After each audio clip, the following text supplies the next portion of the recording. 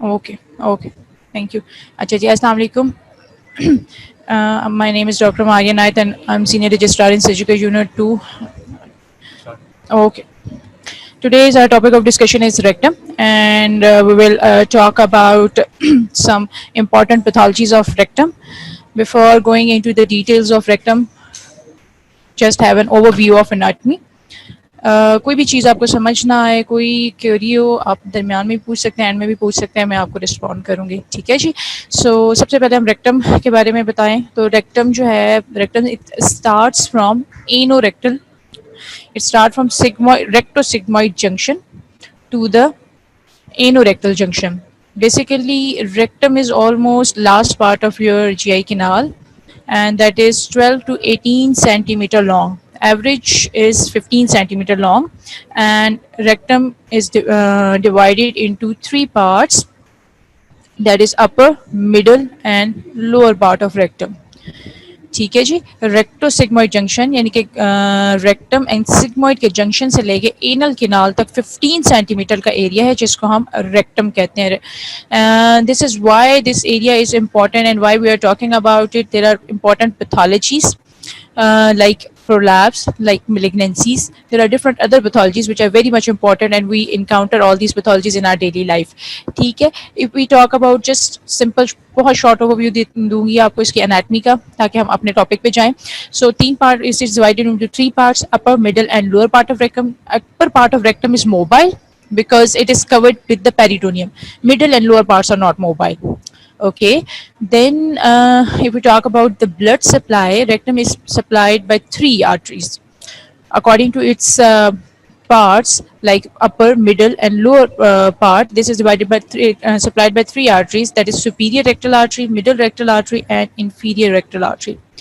80% of blood supply is coming from superior rectal artery, and superior rectal artery is what? This is the continuation of inferior mesenteric artery. ठीक है, तो 80% blood supply of rectum is coming from superior rectal artery, 20% is coming from middle rectal artery, and middle rectal artery is the branch of your internal iliac artery. And third part of rectum is supplied by this is supplied by the lower rectal arteries, and which is the branch of internal pudendal artery. Lymphatic की बात करें तो lymphatic follows all these three vessels, that is upper, middle and lower rectal arteries.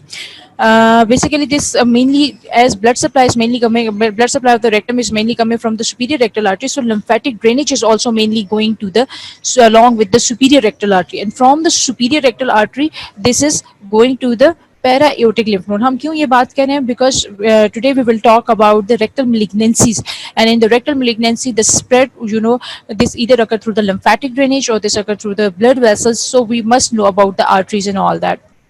If we talk about the relationships, interiorly in the male, rectum is on the interior side is the bladder, and in the female, on interior side, there is a between the bladder and the rectum is the uterus. So these are important. Why? Because we will talk about the rectal malignancy and the local spread involve the surrounding structures. So today we will, our main topic is the rectal prolapse and rectal carcinoma. What is the prolapse? Basically, prolapse means something coming out of its normal position. Like so, prolapse mean that the either the part or the whole of the rectum is coming out of the anal verge, right? So इसमें क्या होता है कि either there is a part of the rectum or full thickness of rectum that comes out of the anal verge. There are the two types. This can be the partial prolapse or this can be the complete prolapse. Partial prolapse is basically mainly the prolapse of mucosa and submucosa. ठीक है, partial prolapse में सिर्फ mucosa and submucosa comes out of the anal verge, whereas the rest of the rectum remains at its normal place. Here you can see in this picture this partial prolapse rectum, only the mucosa is coming out, whereas the rest of the rectum is at its normal position. Okay, normally the length of partial prolapse is less than 4 centimeter outside the anus. ठीक है, तो partial prolapse क्या हुआ? This is just the prolapse of mucous membrane, and this may be there may be the part of submucosa, and this is less than the 4 centimeter. जब clinically हम इसको palpate करेंगे तो this is very thin membrane, just 2-layer membrane. We all know mucosa is a thin membrane, so when there's a prolapse of just mucosa, so when we palpate that mucosa, there will be only 2-layer thin membrane. Whereas in complete prolapse, there are all the layers of rectum, they protrude out of the anal verge, and this is also known as procedentia. ठीक है, so all the layer of the rectum that comes out of the anal verge, when we palpate it clinically, this will be much thicker. तो clinically हमें पता चल जाएगा कि ये partial prolapse है या कंप्लीट प्रोलैप्स है. जब हम डिजिटल रेक्टल एग्जामिनेशन करेंगे तो पार्शियल प्रोलैप्स में क्या होगा कि they will be only thickness of just 2 membranes, whereas in complete prolapse there will be the much thicker, because all the 4 layers of rectum they are coming out. This is known as a procedentia, and length of it is more than 4 centimeter. In differential diagnosis of complete rectal prolapse, there comes intersusception. Intersusception is different from the prolapse, because in prolapse only the part of rectum comes out, whereas the intersusception, this is also known as the telescoping, in which what happen is the proximal part of the gut telescope or enter into the distal part. That is a separate topic and we will discuss later in the detail. So we have talked about the prolapse 2 types, partial and complete, and we have talked about on the clinical examination how we can differentiate it on the basis of thickness and on the basis of length. Length of partial prolapse will be less than 4 centimeter and the complete prolapse will be more than 4 centimeter, and whereas thickness will be thickness of the partial prolapse will be less and complete prolapse will be more. Why it's not going there? Okay, so this can be partial prolapse, complete prolapse, and prolapse intersusception. Look at this diagram. In the partial prolapse, there's just the mucosa is coming out, and in the complete prolapse, there is whole thickness of rectum is coming out. Whereas in the intersusception, the proximal part of gut enters into the distal part. Okay, it's not only the part of rectum that is coming out; it is basically the proximal part is going into the distal part. So we will talk about the little details of the partial prolapse. Partial prolapse is mainly seen in the infants. In the infants, why it is common? Because sacral curve is not well developed. Normally in the adults, the sacral curve is well developed, that keeps the rectum in its normal position in the normal angles. There are the certain angles of the rectum, like at the rectosigmoid junction there is an angle, and at the anorectal junction there is an angle, so it avoids the prolapse in the adults. Whereas in the infants, what happened is sacrum is almost straight. The normal curves of sacrum has not been developed over there, so there are more chances of partial prolapse, that is only the prolapse of mucosa. Children में जो है mostly this can be seen with the severe diarrhea. बहुत ज़्यादा diarrhea होता है तो उसमें भी क्या होता है कि there's a portion of the mucosa protrude out of the anus, or this can be seen in the cases when there's a severe weight loss in the children. Children having the severe weight loss, in severe weight loss there will be the loss of the body fat, so the fat of the ischiorectal fossa will also be lost, and the ischiorectal fossa provides support to the rectum. When there will be loss of the support of the rectum, then obviously ultimately the prolapse will occur. Okay, in adults the partial prolapse can be seen with the 3rd degree hemorrhoid. What are the 3rd degree hemorrhoid? 3rd degree hemorrhoid are the prolapse hemorrhoid which cannot go inside on its own, and that can be reduced only with hand. ठीक है जी. तो adults में this is associated with other pathologies like 3rd degree hemorrhoids में torn perineum is mostly seen in the females because of the repeated pervaginal deliveries, or this may be seen in the urethral obstruction in the male. Urethral obstruction, male has to strain to pass the urine. जब urethral obstruction है तो mail को जोर लगाना पड़ता है. इसी तरह जो फीमेल्स में रिपीटेड pervaginal deliveries में उनको बहुत ज़्यादा स्ट्रेन करना पड़ता है, जिसकी वजह से क्या होता है कि उनका जो perineum होती है वो वीक हो जाती है, जिसमें जो है वो prolapse होता है. ठीक है जी. तो prolapse की we have talked about the prolapse and what are the causes in infant, children and adult. So what is the treatment of the prolapse? In infants, we can just do the simple digital repositioning. Okay? Here you can see in the figure, we just simply reduce the mucosa on its place. Mostly बच्चों में यही successful होता है. अगर इसमें क्या होता है कि if it doesn't work, then we have to go for the injection sclerotherapy, and what we use in the injection sclerotherapy, we use 5% phenol with almond oil. Basically what is the mechanism of the action of 5% phenol with almond oil? This causes the fibrosis. We inject few cc of 5% phenol in almond oil in the submucosal space, and this causes fibrosis over there, so the mucosa sticks at its own place, so prolapse does not occur. If this is also not successful, then third step is obviously the surgery. ठीक है. So in the children we will first do the simple digital repositioning. After that we will do the injection sclerotherapy. अगर ये successful नहीं है तो फिर final जो है वो surgery है. अच्छा, when if there's a there's a partial prolapse in adult, अगर कोई adult आपके पास present करता है partial prolapse के साथ, तो उसमें digital repositioning का कोई खास फायदा नहीं होता. तो so we have to start with the injection sclerotherapy. First we will start with injection sclerotherapy. If the injection sclerotherapy is not successful, then we will go for the surgery. And what type of surgery we can do? We will do the excision of prolapsed mucosa. We will excise the simple mucosa. Here you can see in the picture, we will excise the mucosa, and rest of mucosa we will maintain the continuity by suturing that, and this is known as the Goodsall ligation. Okay, then second variety of the prolapse is the complete prolapse, and we have all discussed that complete prolapse is the type of prolapse in which the full thickness of the rectum comes out of the anal verge. And what are the causes of complete prolapse? That is the weak pelvic floor, and we have talked about that this weak pelvic floor is mostly seen in the children because of the pervaginal deliveries. This is seen in the men, particularly the old age men with the urethral obstruction, like in the BPH, benign prostatic hypertrophy, in which they have the obstruction in their urethra, and you have to strain on when pass on the urine. So all these conditions, they result in the weakness of the pelvic floor and the prolapse of the rectum will occur. This began as the interception. As I told you, what is the interception? Interception is the condition in which the proximal part of gut enters into the distal part. So first it starts as the interception, that is the proximal part of the rectum enters into the distal part of the rectum, and when with the passage of time it progresses and that part comes out of the anal verge. When once that part of the rectum that comes out of the anal verge, that is known as complete prolapse. And as we have already discussed, in the partial prolapse length is less than 4 centimeter, and in the complete prolapse length is more than the 4 centimeter. That is 10 into, mostly it is the 10 into 15 centimeter, and this is also known as the procedentia. And when we examine the mucosa will be arranged in the circular manner, because whole of the thickness of the rectum has prolapsed, so the mucosa will has the arrangement as in the normal rectum. And 50% of the patient present with the fecal incontinence. Here you can see very thick, this is the complete prolapse, and you can well imagine the thickness of the prolapse, that is much more than the single mucosal layer. How we can manage that complete prolapse? Complete prolapse, there are the two types of the approaches. Either we can do it, if we can manage it, management is only the surgery. ठीक है जी. complete prolapse में जो है वो conservative management like digital repositioning या injection sclerotherapy का कोई role नहीं है. इसमें only treatment जो है वो है, that is surgery. And in the surgery we have different type of approaches. Either we can do it through the perineal approach, or we can go for the abdominal approach. Right, in the perineal approach,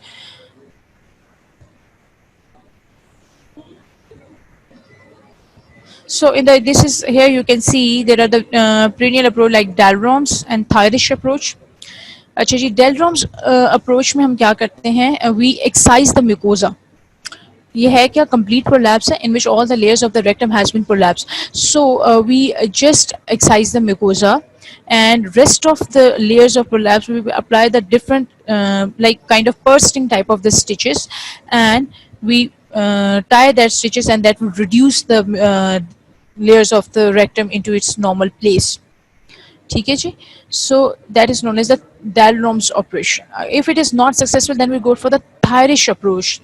What is a Thyrish operation? In Thyrish operation, we excise the full thickness. जितना भी prolapse portion होता है, हम उस सारे को काट देते हैं, excise करते हैं, and then we maintain the continuity with the by doing the anastomosis. Either we can do the hand-sewn anastomosis, or we can do the staple anastomosis, and then there's the Altemeier's procedure. Okay, then there are, if the perineal approaches are not successful, and mostly आजकल जो perineal approaches इतनी practice नहीं की जाती, because the recurrence rate is very much high with the perineal approaches. That's why we go for the abdominal approaches, and we have different type of the abdominal approaches, like we have the Wells operation and the Ripstein operation. This Wells operation, what we do basically, we do the mesh rectopexy. We do the mesh rectopexy. What happens is we take a piece of mesh, and we stitch that mesh on the interior wall of the rectum, and the edges of the mesh are fixed with the sacral promontory. इस तरह से क्या होता है कि that mesh keep the rectum at its normal position. Okay, these can be done either through the open approach, as well as this can be done through the laparoscopically, or even with the robotic surgery if the facilities are available. And in the differential diagnosis, there may be the ileocecal intussusception. What is the ileocecal intussusception? This is the condition in which the ileum, part of the ileum, enter into the cecum. As we have already talked about what is intussusception, that is basically the telescoping of the proximal part into the distal part. The proximal part of the gut enter into the distal part. Now ileum is proximal to the cecum, so the part of the ileum enter into the cecum, and that part goes on progressing, and that goes enters into the ascending colon. At times itni long intussusception होती है कि that goes into the ascending colon and then goes into the transverse colon, descending colon, and finally this protrudes out of the anal verge, and that present as the rectal prolapse, or they may be the prolapse hemorrhoids. So this was all about the prolapse. That was a quite simple topic. So there are two types, partial prolapse and the complete prolapse, and we have talked about all the causes and its management, etc. So next, our main topic is the CA rectum.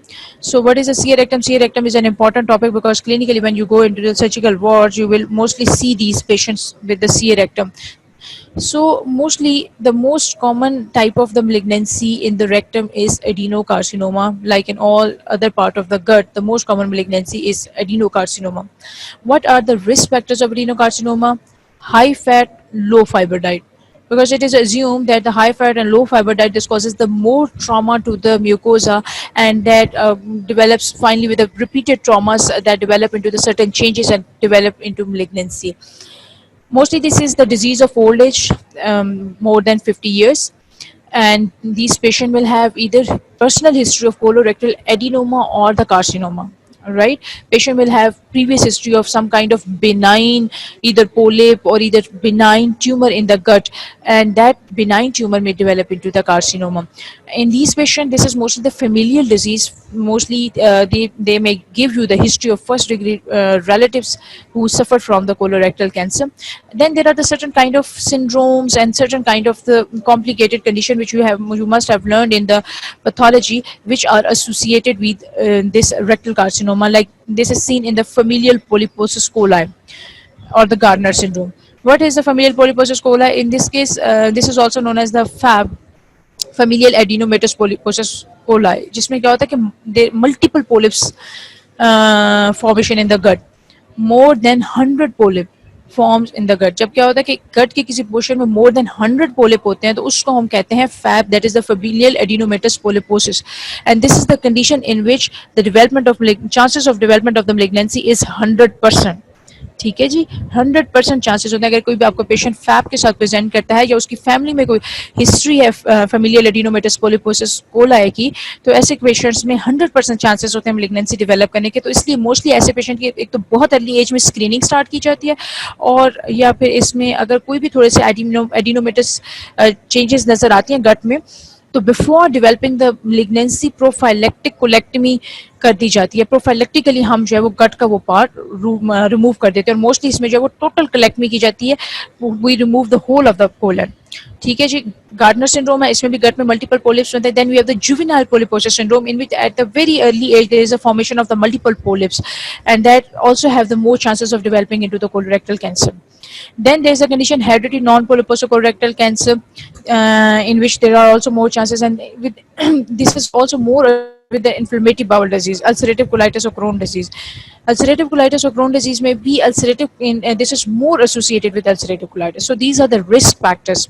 So mostly these colorectal carcinoma is the familial disease. Mostly these patients will have the family history, or they will have the personal history of some kind of the benign disease of gut, etc. If we talk about the race, then this is more common in white men as compared to the black men. More common in white men, whereas if we compare the females, in the female ratio is same in the black and white.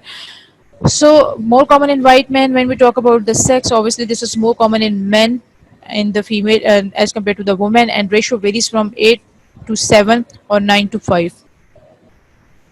Age, we have already discussed, this is the disease of old age. Mostly 90% of the patients are older than 50 years, and only 5%, rarely this is seen before the age of 40 years.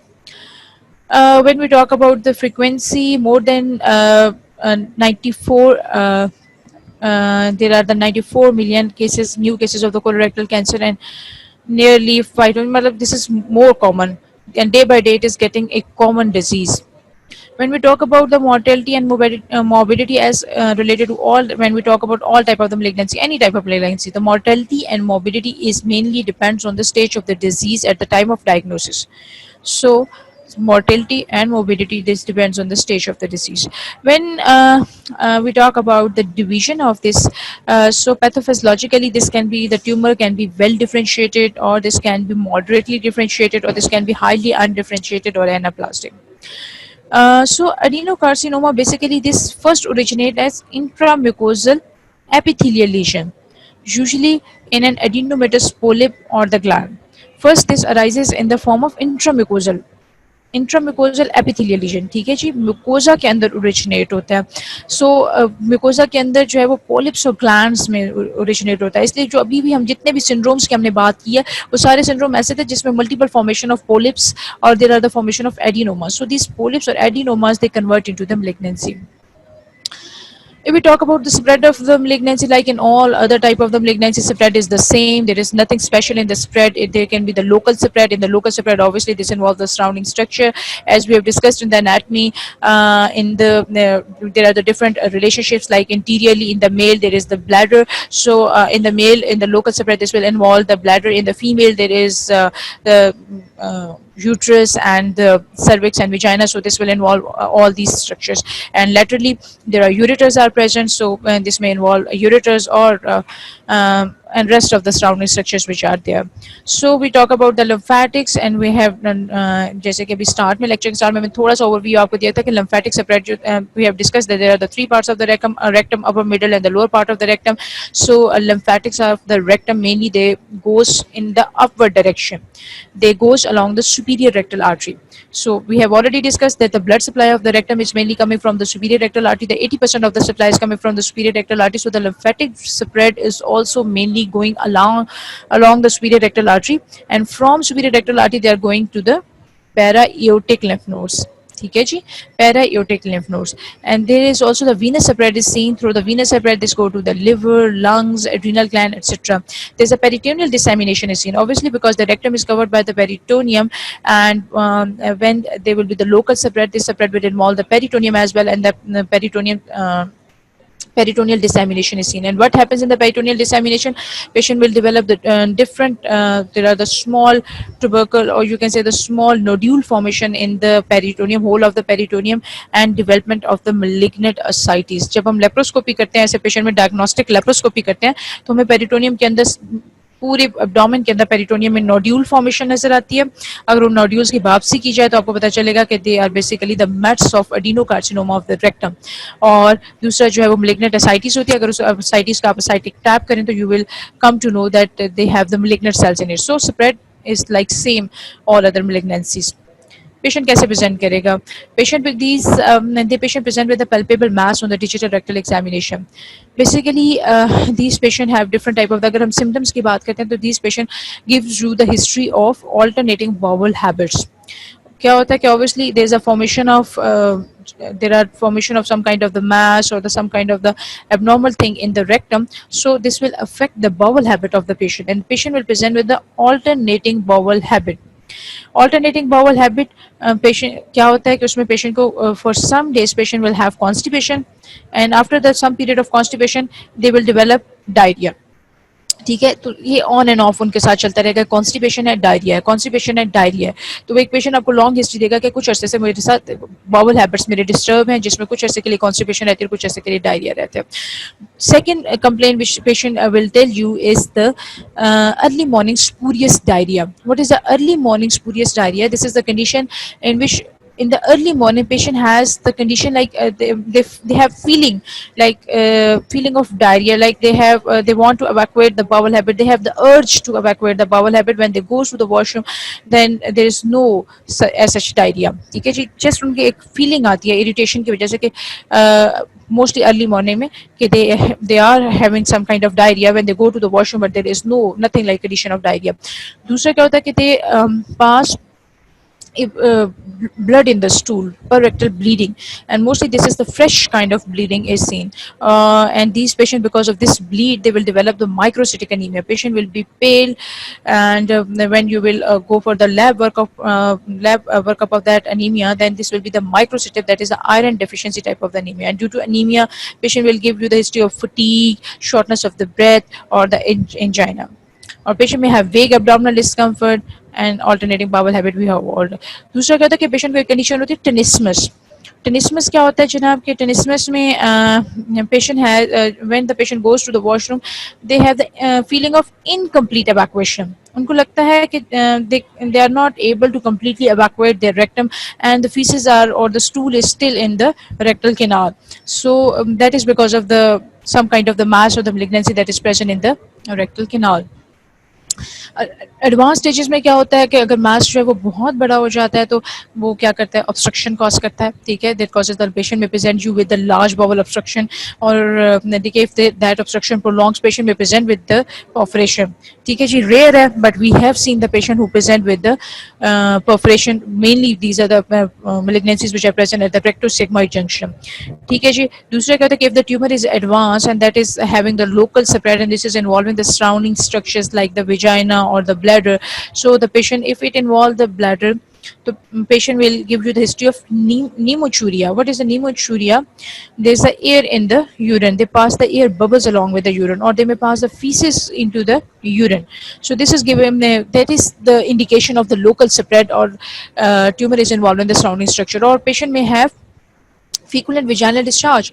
If it is involving in the female, this is involving the vagina, तो क्या होता है कि rectovaginal fistula बन जाता है, and in that rectovaginal fistula the feces comes out through the vagina. बाकी जो है patient will have the general symptom of malignancy जो कि बाकी patients में भी होते हैं. They will have weight loss, they will have jaundice, and if there is advanced stage 4 disease which is involving the peritoneum, that will develop the ascites, malignant ascites. ठीक है जी. तो मैल नरिश कैक्सिक पेशेंट होगा आपका.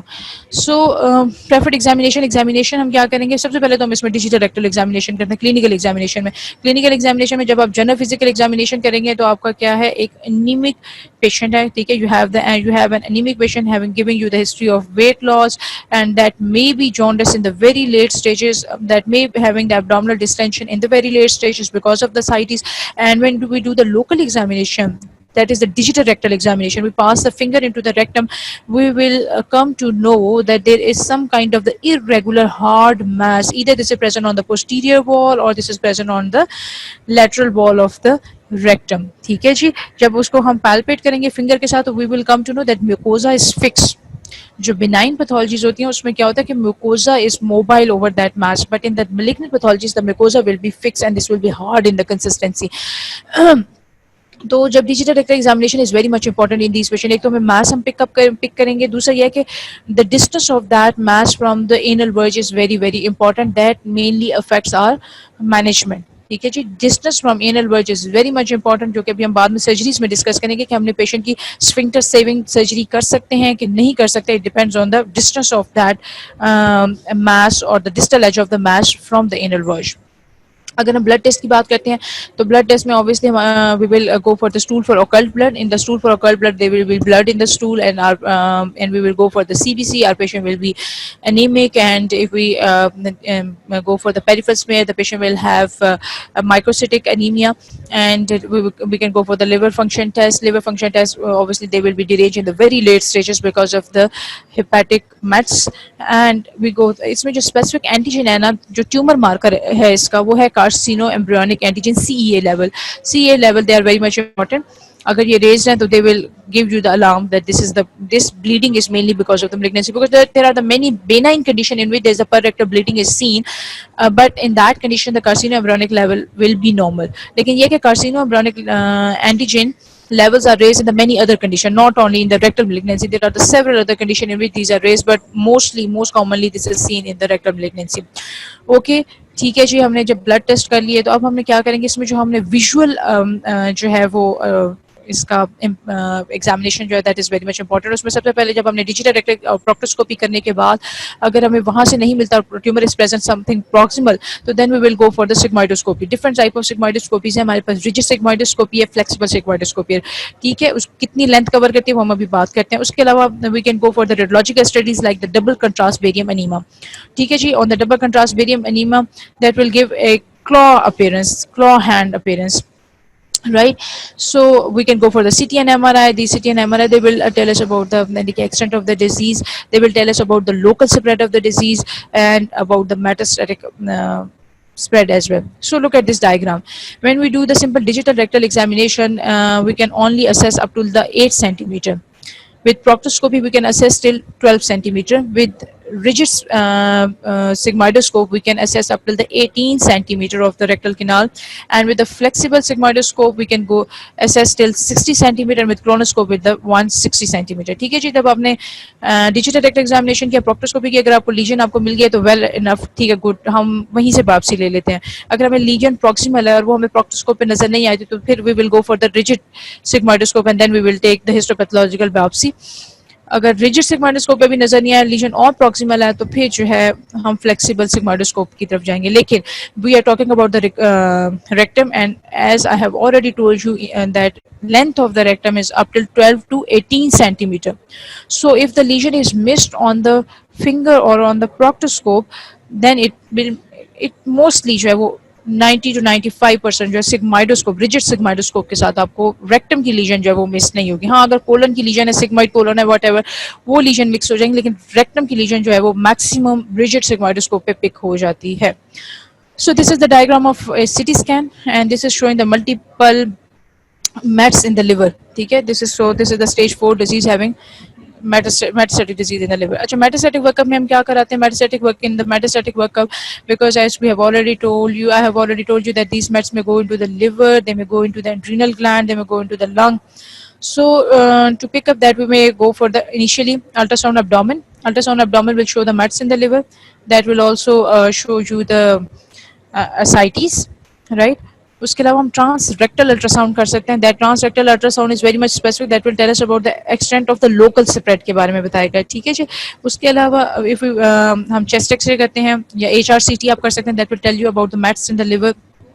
Bone scan that जो कि bone involvement के बारे में बताएगा। अच्छा, ये this is the picture which is showing the endoluminal ultrasound. Endoluminal ultrasound में क्या होता है कि we basically this is the kind of endoscope होती है, एंडोस्कोप के एज के ऊपर एक अल्ट्रासाउंड प्रोब लगा होता है। तो इसमें क्या होता है कि this is pass into the rectal lumen and this is very much accurate regarding the local spread, ठीक है जी।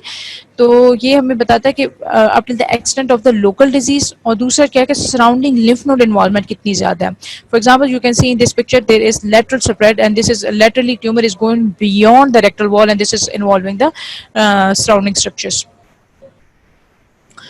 So we can go for the plain abdominal radiograph. Plain abdominal radiographs जो होते हैं वैसे इनिशियल डिजीज में तो इनका कोई रोल नहीं है, लेकिन हाँ बहुत एडवांस डिजीज में if it is causing the large bowel obstruction और it is causing the perforation, तो फिर हमें इसमें इन द लार्ज बाउल फिर हमें जो है abdominal रेडियोग्राफ का कोई फायदा है। अगर हम लार्ज बाउल ऑब्स्ट्रक्शन है तो obviously there will be the dilated gut loops and in case of the perforation there will be the gas in the diaphragm. Other than that, there's a calcification in the primary tumor or in the hepatic or in peritoneal secondary deposits can be seen on the X-ray abdomen. Now comes to the classification. Classification is very much important. So in the classification we have basically there is a Duke classification जिसको हम A, B, C, जो main original Duke classification है उसमें C तक है। अब जो थोड़ी सी इसमें modification किया तो उसमें D भी add किया गया। तो A क्या है? A is the one in which the disease is limited to the bowel wall. Disease is limited to the bowel wall. Survival rate 5 year survival rate यहाँ 83 लिखा हुआ है, but it is up till the 95% survival rate होता है इसमें, ठीक है। अगर हम पिक कर लेते हैं स्टेज A के ऊपर, यानी कि disease was only limited to the bowel wall and this was not involving the surrounding structure, और इसके ऊपर हम पिक करके इसको ट्रीट कर लेते हैं तो 95% ऑफ पेशेंट हमारे जो है वो 5 years तक सर्वाइव करेंगे। Then in the stage B this involve the pericolic fat. Pericolic fat यानी कि बाउल वॉल से निकल के जो उसकी सराउंडिंग फैट्स होती हैं उसको ये इन्वॉल्व करते हैं, लेकिन लिम्फ नोड इन्वॉल्वमेंट इसमें नहीं है, ठीक है। In B there is no lymph node involvement, so survival is 70%। C में क्या होता है कि there is involvement of the regional lymph nodes, So regional lymph node involvement survival is 30%, and in the D there is the distant mets. Distant mats होते हैं जिसमें liver lungs और bone और उसमें survival is 5 year survival is less. तो ये classification is very very important. This is asked in the exam. This is a viva question और इसके ऊपर आपके एमसीक्यूज भी आते हैं, शॉर्ट ऐसे क्वेश्चन भी आ सकता है. ठीक है जी. तो ड्यूक क्लासिफिकेशन आपको आनी चाहिए. This is very simple. A limited to bowel wall, B involving the pericholic fat but no lymph node, just going to the fat, no lymph node. In the C, regional lymph nodes are involved, and D, there are the distant mats. अच्छा जी, हमारा फिर second जो classification system है that is the TNM staging system. What is the TNM staging system? ये भी बहुत ज्यादा पूछा जाता है. टीएनएम में क्या होता है कि डिजीज इज इंट्राल्यूमिनल. ठीक है जी. In the T1 disease is intraluminal and there will be no thickening of bowel wall. In the T2 there will be the thickened rectal wall. Thickness will be more than, this is on the basis of CT scan, right? We have done the CT scan and on the basis of CT scan this is the we have done this classification. So T2 में क्या होता है कि there is the thickened rectal wall more than the 6 millimeter, लेकिन पेरीरेक्टल extension नहीं है. T3A में क्या होता है? There is the thickened rectal wall plus there is the involvement of the adjacent muscles and organ. T3B में there is thickened rectal wall with the invasion of pelvic side wall तक चला गया. और T4 में क्या होता है? There are the distant mats in the liver or renal. So T1 में क्या है? There is just the intraluminal polypoid mass. Just intraluminal polypoid mass, there is no thickening. T2 में क्या होता है कि thickening, there is thickening but no perirectal extension. यानी कि T2 तक disease is only limited to the rectal wall. अगर हम ड्यूक में इसको फिट करें तो T1 and T2 they are the part of Duke A, जिसमें क्या होता है कि disease is only limited to the rectal wall. और हमने पढ़ा है कि इसका survival rate कितना है? 95%. This is basically the early stage disease in which the early stage cancer in which the disease is limited to the rectal wall. तो T3 जब आती है ना तो T3 में क्या होता है? This is basically the Duke B, जिसमें क्या होता है? Disease is going beyond the rectal wall. In A this is involving the adjacent muscles and in the B this is gone beyond, this is gone up to the pelvic side wall. और T4 में क्या होता है? There are the distant mets. So ये अब मैंने इस picture में आपको कंबाइन करके दिखाया है TNM classification and modified Duke. Modified, हाँ ड्यूक आपको कोई पूछ सकता है कि what is the difference between the Duke classification and modified Duke. I have already told you, जो ओरिजिनल ड्यूक होता है उसमें ए बी सी है और मॉडिफाइड ड्यूक क्या होता है जिसमें डी भी ऐड किया गया. तो T1 N naught M naught, T1 and any N naught, no lymph node, M naught, no distant mats, and T1. T1 mean disease is limited to the submucosa. Disease is limited to the submucosa यानी कि disease is limited to the rectal wall. This is not beyond the rectal wall. तो कौन सी होगी ये Duke में? Obviously Duke A होगी. T2, T2 में क्या होता है? This is going up to the muscularis propria. ठीक है. No involvement of lymph node or there is no distant mats involvement, and this is the B1. T3 there is the transmural extension. ठीक है जी. Whole of the thickness of rectal wall is involved. तो ये है, ये भी B है. ठीक है जी. बी में हमने कहा था कि दिस बी में क्या था? पेरीरेक्टल एरियाज को इन्वॉल्व कर रहा था लेकिन लिम्फ नोड्स इन्वॉल्वमेंट नहीं थी. तो वही कि this is going to the muscularis propria and this is going to the transmural extension है. तो T2N1 जैसे ही लिम्फ नोड इन्वॉल्वमेंट आएगी तो ड्यूक फॉरन से सी में कन्वर्ट हो जाएगी. ठीक है जी. ए और बी में कोई लिम्फ नोड इन्वॉल्वमेंट नहीं होती. ए में limited to the bowel wall और the rectal wall. In the B this is gone beyond the rectal wall but only involve the perirectal fat, nothing else. ठीक है जी. जैसे ही lymph node involvement होगी उसको हम ये ड्यूक सी हो जाएगी. तो T2N1 M naught in which there will be the involvement of lymph nodes. तो इसलिए इसमें क्या हमें मिलेंगे? enlarged mesenteric lymph node होंगे. T3N1 M naught ये इसमें भी क्या होगा? enlarged mesenteric lymph node होगा. T4 में क्या होता है? that is the involvement of the adjacent organ. Surrounding organs को involve करेगी. और NET M1 is the distant mats and whenever the distant mats comes that is the D. अच्छा जी. और क्या हो सकता है? Obviously other problems to be considered are the possible extrinsic compression by an adjacent neoplasms or the benign mass including endometrioma. हो सकता है कि आपका if your patient present with the intestinal obstruction, that is not necessarily the obstruction because of the malignancy of the rectum. That obstruction may be because of the some kind of the surrounding structure malignancy or the surrounding either benign condition like endometrioma. Females में जैसे कि endometrioma is seen, and this is the benign tumor of endometrium and that causes the compression over the rectum, और patient ये सारी symptoms के साथ present करेगा कि पेशेंट को ऑल्टरनेटिव बाउल हैबिट भी हो रही होगी और इनकम्प्लीट इवैक्यूएशन लाइक टेनिस्मस वगैरह इसमें होगा, लिम्फोमा इन्वॉल्विंग द रेक्टम उसमें भी ये सारा कुछ होगा। अच्छा जी, कॉम्प्लिकेशंस क्या हो सकती हैं लेट प्रेजेंटेशन में? पेशेंट में present with the bowel obstruction, patient में present with the bowel perforation, and there may be the involvement of the surrounding structure as we have already discussed. There may be the involvement of your bladder or the uterus or vagina. There's a formation of fistula formations, like there may be the rectovaginal fistula, rectouterine fistula, rectovesical fistula, etc. These are the complication of the disease. अच्छा, synchronous lesion, ये question exam में पूछा जाता है कि what is the synchronous lesion? Basically synchronous lesion क्या होती है कि there is another primary lesion which is present at some other side. 5% of colorectal cancer, they present with a multiple lesion at the time of diagnosis. यानी कि at the time of diagnosis there are two different or the multiple different lesion, they are present at the different sides of the gut or in the your colon. ठीक है जी, 5% people में this is scene.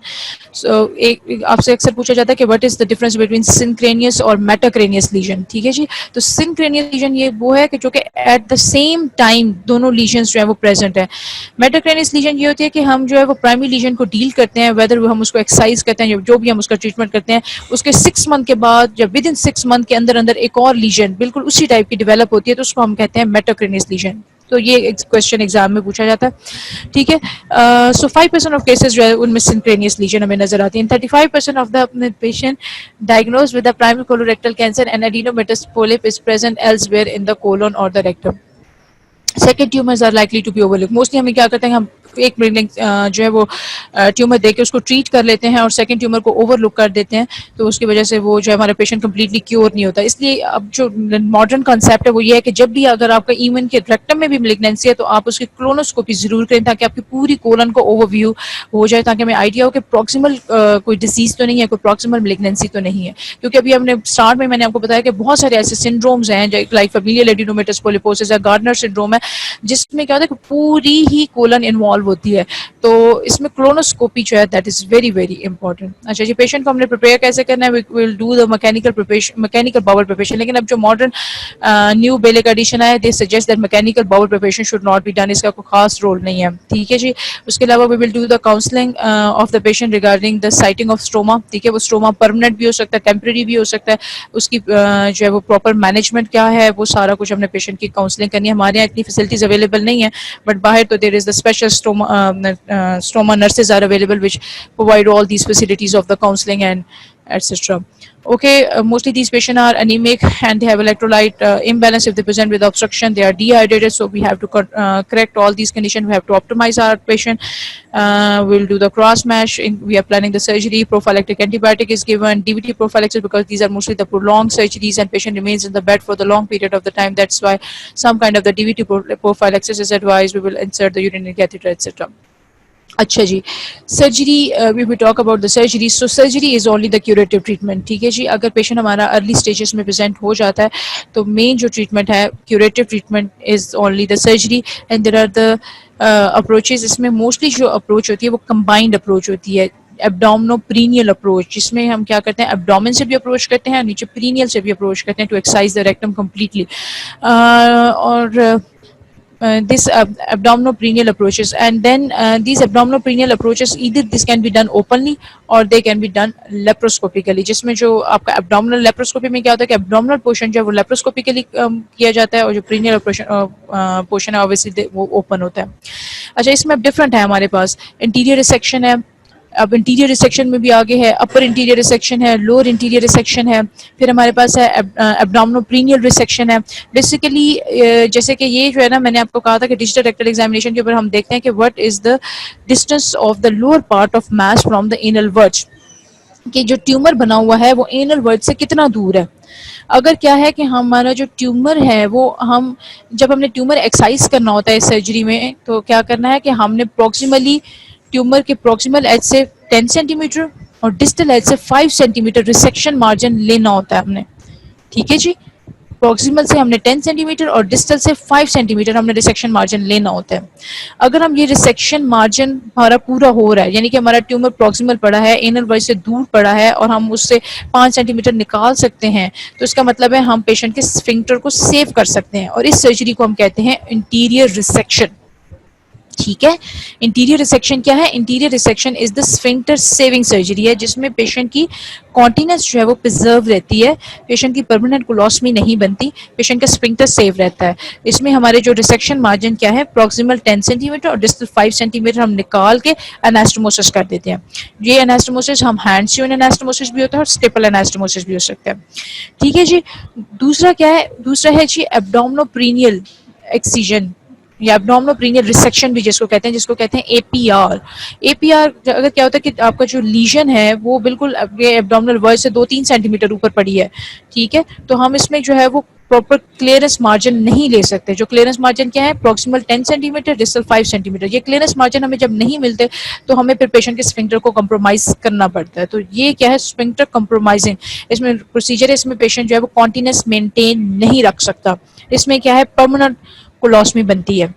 ठीक है, तो ये दो basic difference आपको, मैं इनकी बहुत ज़्यादा डिटेल्स आपके में नहीं जाती कि वो आपके स्कोप से नहीं ऊपर है, तो बेसिक आपको पता होना चाहिए कि interior resection is the sphincter saving procedure, जिसमें पेशेंट का स्फिंक्टर सेव होता है, कॉन्टिनेंस प्रिजर्व होती है, और APR is the sphincter compromising procedure in which the sphincter of the patient is lost and patient will have the permanent colostomy. उसके अलावा क्या होता है कि अगर क्या होता है कि स्टेज 4 डिजीज है and that is metastatic disease, we will just simply do the palliative colostomy. आपका पेशेंट ऑब्स्ट्रक्शन के साथ है या उसकी स्टेज 4 डिजीज है, तो उसकी सिंपली पेलिएशन करने के लिए, उसकी जो है वो सिम्टम्स को रिलीव करने के लिए जो हम पेलिएटिव कोलोस्टमी कर सकते हैं, या कुछ कोई हम लोकल प्रोसीजर कर सकते हैं। अब जो है जिस तरह के स्टेंटिंग तरह के प्रोसीजर आ गए हैं कि आपके पास अगर इमरजेंसी में सपोज आपके पास पेशेंट प्रेजेंट हो गया ऑब्स्ट्रक्शन के साथ, तो अगर आपके पास फैसिलिटीज अवेलेबल हैं तो आप क्या करें, आप जो है वो एंडोस्कोपी करके स्टेंटिंग करके उसको डायलेट कर दें। ठीक है जी, ऑब्स्ट्रक्शन को टाइम बीइंग के लिए खोल दें, उसके बाद अपने पेशेंट को ऑप्टिमाइज करें और उसकी जो है वो elective surgery according to stage of the disease आप करें। अगर क्या होता है कि आपका पेशेंट जो है वो एकदम से प्रेजेंट हो गया है बहुत किसी ऑपरेशन के साथ या ऑब्स्ट्रक्शन के साथ, तो उसमें आप सिंपल कोलोस्टमी कर सकते हैं या हार्टमेंट प्रोसीजर कर सकते हैं। अच्छा जी, इसमें अगर आपका पेशेंट लिवर मेट्स के साथ भी आ गया है ना, तो फिर भी आप जो है वो you will go for the surgery, because surgery is the only curative treatment. अगर लिवर में मेट्स हैं तो हम लिवर की रिसेक्शन कर सकते हैं इसमें। ठीक है जी, तो मेट्स को भी हम साथ निकाल देते हैं। अगर आपका पेशेंट जो है स्टेज 4 डिजीज के ऊपर है जिसमें जो है वो सर्जरी पॉसिबल नहीं है, तो फिर हम जो है वो सिंपल कीमो रेडियोथेरेपी। अब एडजुवेंट कीमो रेडियोथेरेपी का मतलब यह है कि we have done the resection and then after that हमें कीमो रेडियोथेरेपी पेशेंट को after that surgery chemo radiotherapy is given. New, it's not new adjuvant, it's adjuvant. There's a difference between new adjuvant. New adjuvant is given to downstage the disease. ठीक है, new adjuvant का मतलब ये होता है कि वो हम पहले देते हैं पेशेंट को ताकि हम मास का साइज कम कर सकें और फिर हम उसमें जो है वो एज कंजर्वेटिव सर्जरी जो है वो पॉसिबल, लाइक हम इंटीरियर रिसेक्शन टाइप पेशेंट में कर सके, तो उसको हम न्यू एडजुवेंट कहते हैं। एडजुवेंट ये है कि जिसमें आपने डिजीज को निकाल दिया और उसके बाद आपने दिया। अच्छा, ये है, this is the picture that is showing you the interior resection. Interior resection में अब आपने वेसल्स कौन कौन सी जो है वो आप इसमें कंप्रोमाइज करेंगे। इसमें जो हमने लाइगेट करनी है, we will ligate the lateral colic artery and inferior mesenteric artery. Inferior mesenteric artery मैंने आपको कहा था कि रेक्टम की 80% mostly this C rectum is seen at the rectosigmoid junction. You can see mostly 80 to 90% जो होता है ये इसकी जो कॉमन प्लेस है that is the rectosigmoid junction. ठीक है जी, और मैंने आपको कहा था कि जैसे आपका प्रॉक्सिमली एक बहुत ही लंबा सा इन्होंने सेगमेंट लिया हुआ है that is up till the 10 centimetre, तो प्रॉक्सिमल सेगमेंट हमने 10 सेंटीमीटर लेना है और डिस्टल 5 सेंटीमीटर लेना है। और आपको पता है कि रेक्टम की मेन सप्लाई जो है that is coming from the superior rectal artery. 80% of blood supply is coming from superior rectal artery which is the continuation of inferior mesenteric artery. तो हम इंफीरियर मेसेंटेरिक आर्टरी को ligate करेंगे। और अगर और फिर इंटीरियर रिसेक्शन क्या हमने बात की है कि this is the sphincter saving procedure, जिसमें हम डिस्टली जो है वो 5 सेंटीमीटर एक्सरसाइज करने के बाद जो है वो प्राइमरी एनास्टोमोसिस कर देते हैं। अच्छा जी, अब ये डिफरेंट एनास्टोमोसिस मैंने आपको बताया कि anastomosis can be done, this can be done through the hand और this can be done through the लेप्रोस different type of the staplers. ठीक है जी, अब जो लोअर इंटीरियर रिसेक्शन होती है वो इतनी पेल्विस में डेप्थ में होती है कि अब जो है वो डिफरेंट टाइप के स्टेपलर्स आ गए हैं, उसमें हम आराम से उस स्टेपलर्स के थ्रू जो है वो एनास्टोमोसिस कर सकते हैं। तो this is the circular stapling gun that is used to construct a straight low colorectal anastomosis. So these are very good techniques for the lower colorectal anastomosis. ठीक है जी। So this is APR. ठीक है जी। अब APR मैंने आपको बताया था कि ये डिस्टल लीजन में हम करते हैं कि लीजन में जब हम डिस्टल जो है वो 5 सेंटीमीटर हमारे पास मार्जिन नहीं है तो हमें स्फिंक्टर भी एक्सरसाइज करना पड़ता है। ठीक है जी। इसमें हमने अप्रोक्सीमेटली 10 सेंटीमीटर ले लिया और डिस्टली हमने सारा ये पेशेंट का एनस और स्फिंक्टर ये सारा हम निकाल देंगे तो पेशेंट की जो है वो कॉन्टिनेंस लॉस हो जाएगी और पेशेंट में परमानेंट कोलॉस्टमी बन जाएगी। Thank you. अगर कोई क्वेश्चन है, कुछ आपने पूछना है तो फिर वो आप बता दें। कोई चीज़ समझ नहीं आई, कोई भी चीज़ आपने पूछनी है तो आप पूछ सकते हैं।